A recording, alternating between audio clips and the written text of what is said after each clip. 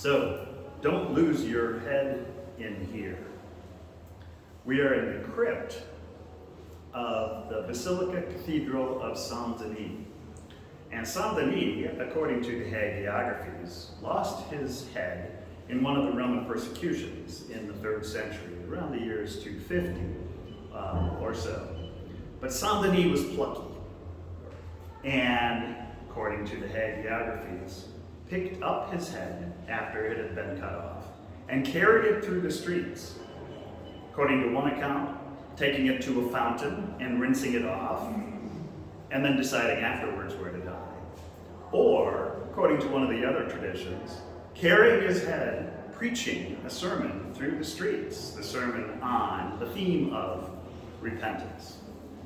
Now, hagiographies being what they are, we don't know for sure much about Denis, but we do know he is the patron saint of all of France. And we're here in his cathedral in a Paris suburb named for him and built up around the basilica.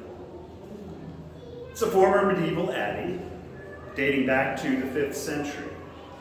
Saint-Denis himself is buried here, according to tradition again, along with 42 kings, 32 queens, countless princes and princesses, Louis XIV, Marie Antoinette, and many, many more.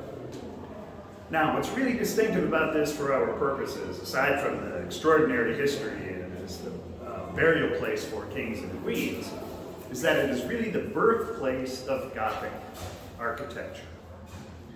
It was the abbot Suger, who was the abbot here from the years 1081 to 1151, and who was a very powerful individual, both politically as well as ecclesiastically, advisor to the Pope, to bishops, popes, bishops, and kings.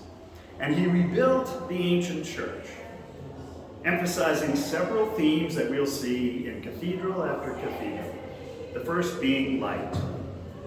Suger had studied Pseudo-Dionysius's writings, and light for Pseudo-Denis is one of the energies of God.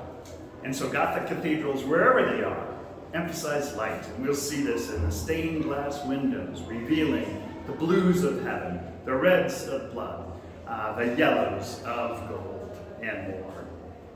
God's energies in light in Gothic cathedrals.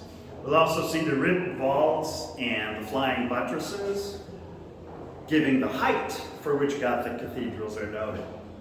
This particular cathedral, and I'll include some still pictures to go along with it, was constructed in a little over 3 years, in the years 1141 to 1144. Extraordinary accomplishment.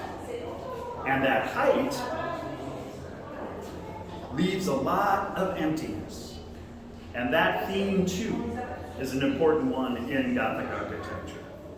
Because that emptiness, the absence left by the cross, left by death, is then filled by the energy and the light of God.